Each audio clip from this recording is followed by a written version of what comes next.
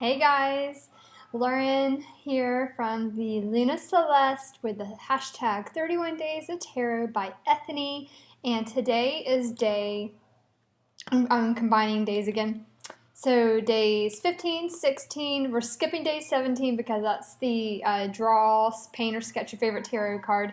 And I don't have my my art supplies with me, so I'll have to wait on that one. But I'm going to also do day 18. So the first one is, do I have a deck for personal use only, and why or why not?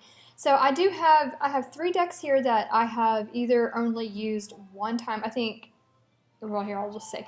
All right, so Shame on I consider this a personal deck, but I have used it for a very specific client one time, and it wasn't even like the primary tarot deck. It was like it was a specific aspect to their reading I used it for. And I've talked about how much I love this deck. And the card size. Look how little. It's nice and little. I love it. But look how gorgeous this is. What is her name? Eden Gallanter is the artist. Oh, here's my world card. So it comes with 3 world cards, by the way, and this is the one I've kept in it. But I've only used this one at a time. But so I'm not super strict with it. A personal deck usually ends up being a personal deck until I have become more comfortable with it to use for others, i.e. Gypsy Palace. But either way, I have gotten such beautiful messages with these cards. I was going to also say, so I forgot to mention a deck.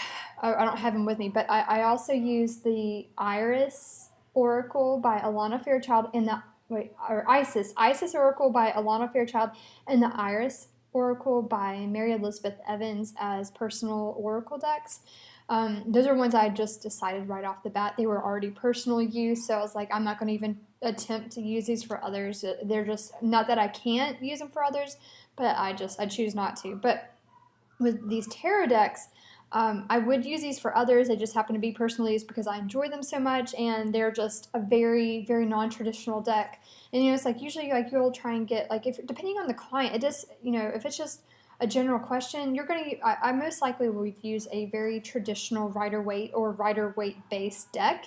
And it's just like a nice thing. It just depends on the kind of question to really dive into either one of these decks for other people. But in the meantime, I absolutely love using them for myself. They're just always beautiful messages. And I was going to say, so I've talked about how feisty the Gypsy Palace is, but I'm going to I feel called now to do a walkthrough of this deck because I've done readings. I mean, it's still a little cheeky, still a little feisty, a little sassy, but I actually have these in order because I'm going to do a walkthrough of this.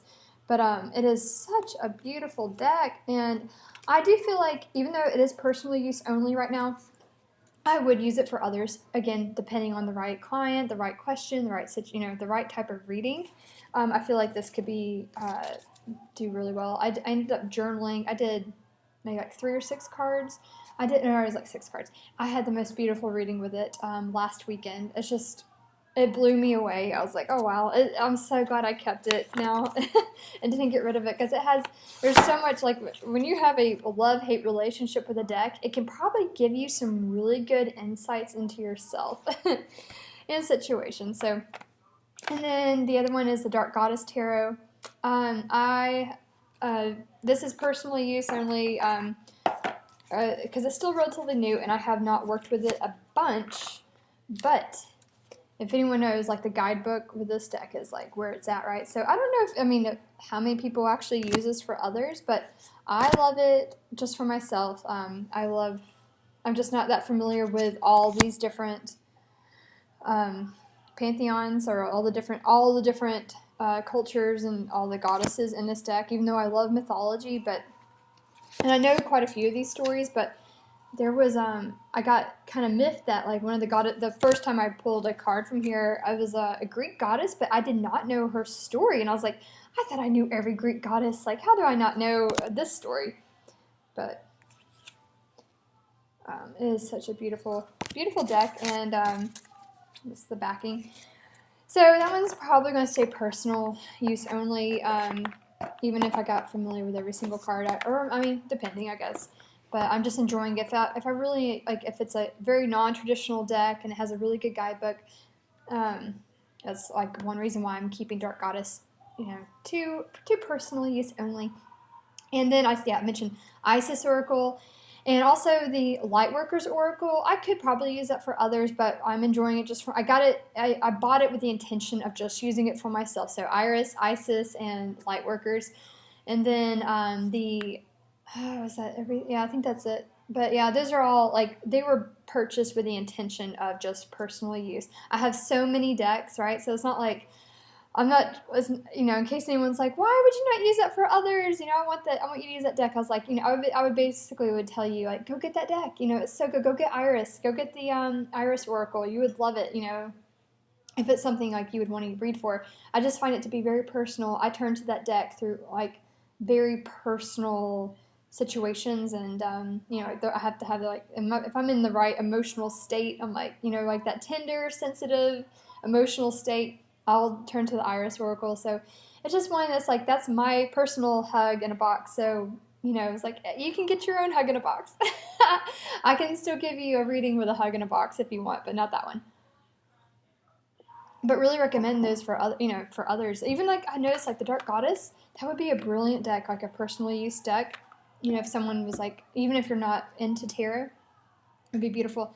And then the next question is, for day 16, do you read reversals, or why not? And I do not read reversals in the traditional sense. Like, I don't shuffle the cards and mix them up because I am OCD, and I don't ever feel like, I'm like, it just doesn't feel, I just keep all the cards upright. I made that decision early on, and I was like open to switching it up down the road, but I just have not felt called to. I like keeping all the cards upright while shuffling, and just let it be, because it just felt too arbitrary. I know it sounds so woo-woo, it sounds anti-woo-woo about reversals, but what I do, because I do feel like reversals, shadow meanings, shadow messages from the cards are self-care messages that Chris-Anne has in her Sacred Creators Oracle. I think those are very valuable. So when I'm doing a spread for somebody, I will include like a position for a shadow message,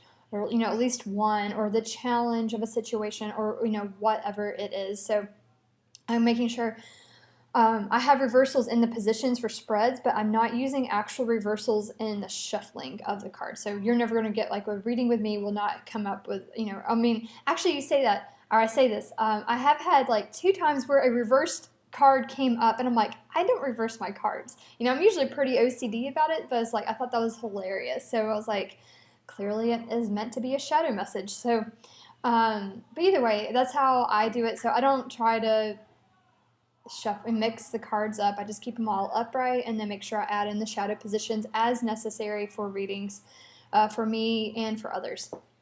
And then, so also for day 17 is draw, paint, or sketch a favorite tarot card. I think I'll probably do the Empress. You can see the Lumina, Interhues Lumina Empress on my altar. I love her. She is so beautiful. She's one of my favorite Empress cards, but that's my birth card. I'll have to see which one. I also love the Nine of Pentacles too. I love the idea of coming to a place of completion where we have put ourselves out there, especially like for entrepreneurial type things, or just creating things and being able to benefit from what we have put out, the value we've given to the world. I love the Nine of Pentacles for that message as well. So we'll see which one I'm in the mood for when I finally get my art supplies over here. And then number 18, share one of the new things you learned about tarot in the last year. And I meant to mention this, like a memorable tarot moment. I have noticed that this is also with Oracle decks. I have gotten profound messages. It's so funny. Like even last night, I used an Oracle deck, and a card popped out. I didn't cut the deck. I didn't get a chance to cut the deck. I pulled the card flew out, and I saw it, and then it ended up, the message from the guidebook was on point to my situation exactly. And then I've done that also. I had, what was it, the Sacred Sites Oracle. I had not used that deck a whole bunch, and I just happened to I felt called to use it one night. I was, it was a very specific situation going on, and out of any tarot deck, oracle deck, or anything I have, the one card that came up was the exact message. It was, and it wasn't. It was specific. It wasn't like a vague circumstance or a vague message. It was a very specific message. I was like totally blown away, and like my hippie coffee mug. I was totally blown away by it. So I've realizing like tarot and oracle, you can get the exact message that you need even when you least expect it. It's even a possibility. I have been just totally blown away by that. But also, what else have I learned about tarot in the last year? So much, so much. If anything, I just got fallen more and more in love with it. It's like I'm very impressed with it as a tool for healing, for spiritual guidance, and I'll say the Benabel Wynn's Shadow Work book, the dynamic or Shadow Work and Dynamic Power.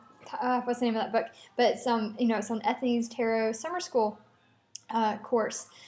I was blown away by how it literally tarot can unlock the shadow within us so we can empower ourselves or reabsorb our power back or whatever, getting our power back. What's the right word for that?